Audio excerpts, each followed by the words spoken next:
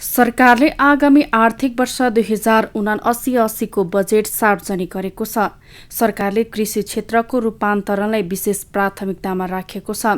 कृषि क्षेत्रको रूपान्तरण गरी रोजगारी सिर्जना गर्ने, आयात निरुत्साहित गर्ने विषय प्राथमिकतामा राखिएको हो। आगामी वर्षका लागि कृषि तथा पशुपन्छी मन्त्रालयलाई सरकारले 55 अर्ब 97 करोड रुपैयाँ बजेट विनियोजन गरेको छ। नगदी बालीका लागि प्रोत्साहन गरिने बताइएको छ भने आगामी आर्थिक वर्ष कृषि उत्पादन र उत्पादकत्व बढाउन कृषि उत्पादनको अभियान वर्षका रूपमा मनाइने बजेटमा उल्लेख छ। प्रविधि प्रयोग गरी रासायनिक मल कारखाना स्थापना गर्न लगानी बोर्ड नेपाल मार्फत कार्य अगाडि बढाइनेछ। आगामी वर्ष प्रमुख बालीहरू लगाउने समयमा रासायनिक मलको सहज आपूर्ति सुनिश्चित गर्न मल खरिदका लागि रु 15 अर्ब विनियोजन गरेको छु। तीनै तहका सरकारको समन्वयमा प्रत्येक स्थानीय तहमा प्राङ्गारिक मल उत्पादन तथा उपयोगलाई प्रोत्साहन गर्न आवश्यक रकम विनियोजन गरेको छु। धान, गहुँ, मकै र दूध लगायतका कृषि उत्पादनको न्यूनतम समर्थन मूल्य तोकिनेछ। त्यस्तै आन्तरिक उत्पादन बढाउन जोड दिइने, किसानलाई सहकारी समूह र बाँझो जमिनको सदुपयोग गरिने जनाइएको छ। कृषकहरूलाई सजिलै मल, बिउ, सहुलियतपूर्ण कर्जा र कृषि बीमा लगायतमा जोड दिइने उल्लेख छ। सबै वडामा कृषि प्राविधिक उपलब्ध गराइनेछ। सङ्घ, प्रदेश र स्थानीय तहको समन्वयमा बाँझो जमिनलाई लिजमा उपलब्ध गराई सामूहिक खेतीमा जोड दिइनेछ। ग्रामीण विकास लघु वित्त को क्षमता अभिवृद्धि गरी स्थानीय तहमा दलित, युवा लगायतलाई रोजगारी दिइने बजेटमा भनिएको छ।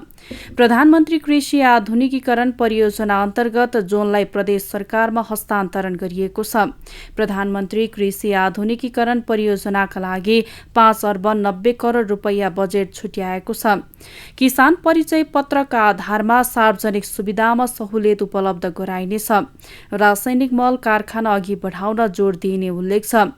धान, गहुँ, मकैको न्यूनतम समर्थन तोकिने र खाद्य तथा व्यापार कम्पनी मार्फत खाद्यान्न खरिद गरिनेछ। कृषिमा आत्मनिर्भरताका लागि स्थानीय तथा वर्णशंकर बिउ बिजनमा जोड दिइने अर्थमन्त्री शर्माले बताए। प्रत्येक प्रदेशमा ठुला र मध्यम आकारका मोडिफाइड एटमोस्फियर कोल्ड स्टोर खोल्ने व्यवस्था मिलाइनेछ। चोभार स्थित फलफुल तथा पुष्प बजार सञ्चालनमा ल्याइनेछ। रूपन्देहीको कर्साघाटमा आधुनिक कृषि उपज निर्यात बजार निर्माण कार्य सुरु गर्नेछ। कृषि तथा वन विश्वविद्यालय तथा अन्य कृषि क्याम्पसहरूले आफ्ना विद्यार्थीहरूलाई अध्ययन अनुसन्धानका अतिरिक्त अनिवार्य रूपमा उत्पादनमूलक कृषि तथा पशुपालन फर्महरूमा प्रयोगात्मक अध्ययन गराउने व्यवस्था मिलाइनेछ। जलवायु परिवर्तन अनुकूलन कार्यक्रम अन्तर्गत मुगु, जुम्ला, कालीकोट जिल्लाका जलवायु तथा खाद्य सङ्कटासन्न बासिन्दाहरूको जीविकोपार्जन सुधार र अनुकूलन क्षमता अभिवृद्धि गर्ने कार्यक्रम सञ्चालन गरिनेछ। सरकारले उखु किसानलाई रकम भुक्तानी गर्नका लागि 81 करोड रकम विनियोजन गरेको छ। रासायनिक मल खरिदका लागि 15 अर्ब बजेट विनियोजन गरिएको छ। धान, मकै, गहुँ र तरकारीको आयात 30% घटाइने उल्लेख छ। न्यूनतम समर्थन मूल्य तोकेर कृषि उपज सरकारले खरिद गरिदिने अर्थमन्त्री शर्माले बताए। त्यस्तै किसानलाई सरल र सहज रूपमा बिउ, मल र प्रविधिका साथै सहुलियत कर्जा र कृषि बीमा विस्तार गरिने बताइएको छ। किसान पेन्सन योजनाको बिउ पुँजीका लागि 1 अर्ब विनियोजन गरिएको छ। त्यस्तै कृषि रूपान्तरणमा काम गर्ने स्थानीय तहलाई थप 5 करोड अनुदान दिइने बजेटमा उल्लेख छ।